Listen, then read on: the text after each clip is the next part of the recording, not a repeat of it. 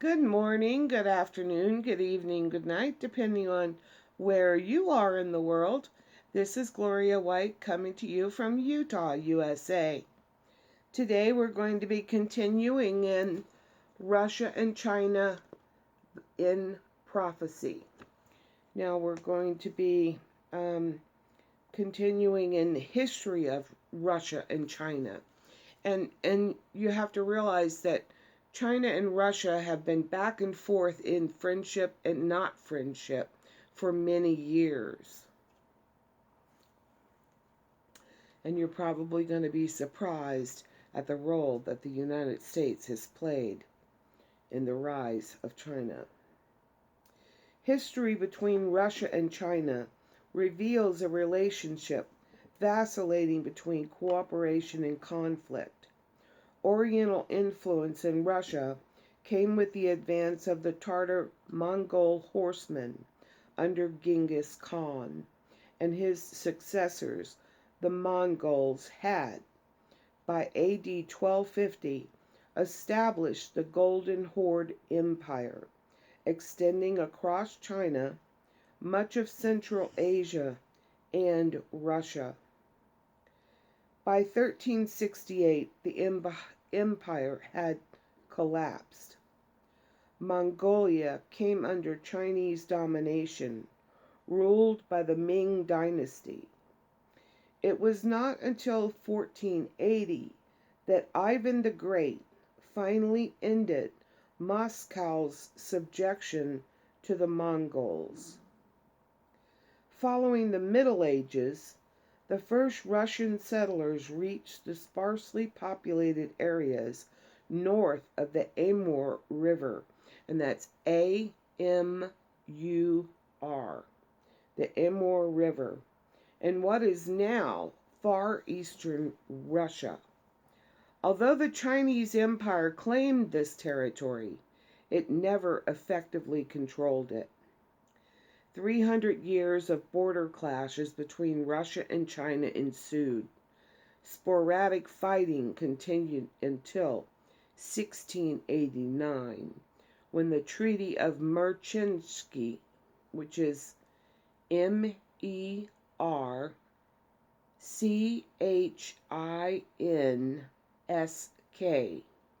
and that treaty defined the border well north of the Amur River. Conflict reignited in 1870 when an imperialistic Russia seized the Chinese border province of Ili, which is ILI, and that occurred in 1870. With China weakened by the various opium wars of the 19th century, Russia was able to force the Chinese to sign the Treaty of Aigun, which is the Treaty of Aigun, ceding to Russia everything north of Amur, plus a large slice of land east of the Ussuri, which is USSURI, so a large slice of land east of Ussuri. This established today's frontiers. After the Russian Civil War in 1918 to 1922, the Russian Civil War, the Chinese were driven out of Outer Mongolia. The Mongolian People's Republic was established in 1924, closely tied to the Soviet Union. For some time after World War I, Marxism gained popularity in China, culminating in the founding of the Chinese Communist Party, the CCP, in 1921. With the proclamation of the People's Republic of China in 1949, Chinese government under Mao Zedong, which is MAOTSE-TUNG,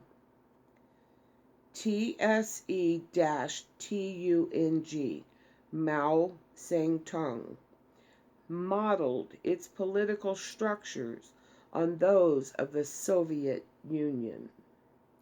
This attracted Soviet loans and boosted growth in the Chinese economy. After Mao signed a mutual defense treaty with the Kremlin in February 1950. So Mao signed a treaty with the Kremlin in February 1950. He declared that the Chinese-Soviet friendship would be everlasting, indestructible, and inalienable. Within 15 years, however, this friendship dissolved and tensions deepened. Mao launched his disastrous Great Leap Forward in 1958. When it failed 2 years later, Russia openly criticized Mao and cut off military aid to China. By 1968, following the failed ideological initiative of the Great Proletarian Cultural Revolution, China had descended into anarchy. Now, the Great Proletarian, and that's PROLETARIAN,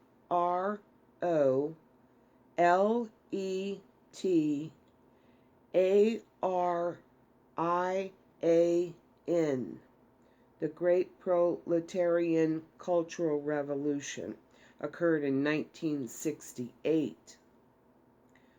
China had descended into anarchy. The government, fearing a Soviet invasion, called in the army to restore order. By then, China had drifted far from Soviet Russia, both philosophically and strategically. Clashes erupted on China's eastern border with Russia in 1969.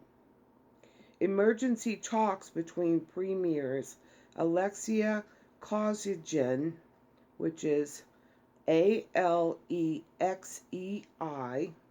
Alexei, and Kosygin, Kosyygin,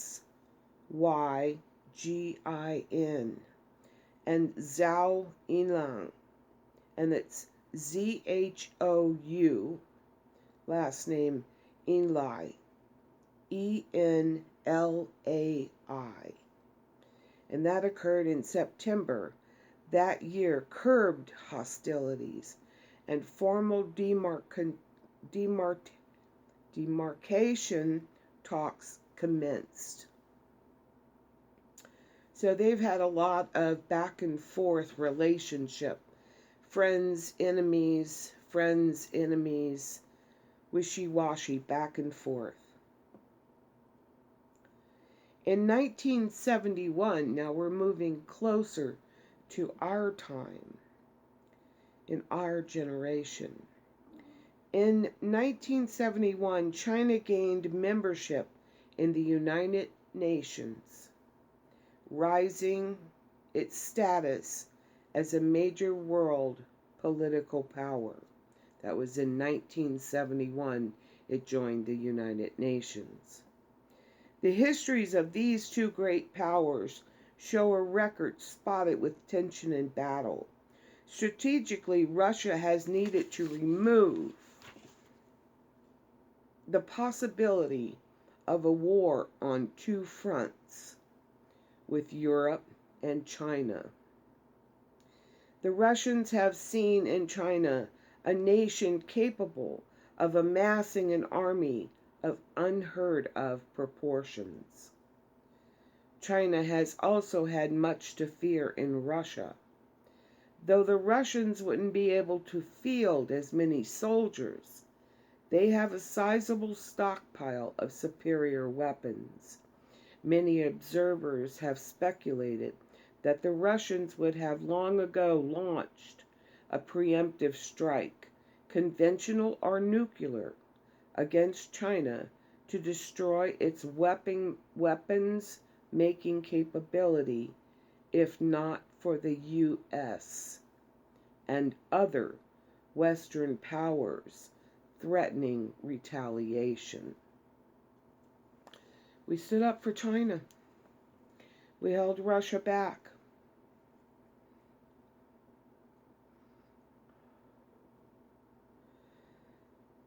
So the Chinese have made great efforts to match the military might of the Russians. Throughout the Cold War, Russia and China played their usual game of cat and mouse. At the same time, however, another factor existed that would have the opposite effect: to draw these two great nations together into cooperation. This is where biblical prophecy enters the picture in a most intriguing way. Okay, that's the end of that little section, and we're still in part 1. So I'm going to label this part 1B, and I'll go back and change the title on the last video to part 1-A, just so that we can keep a congruent method of tracking the different sections and keeping everything in order. And as always, I love you.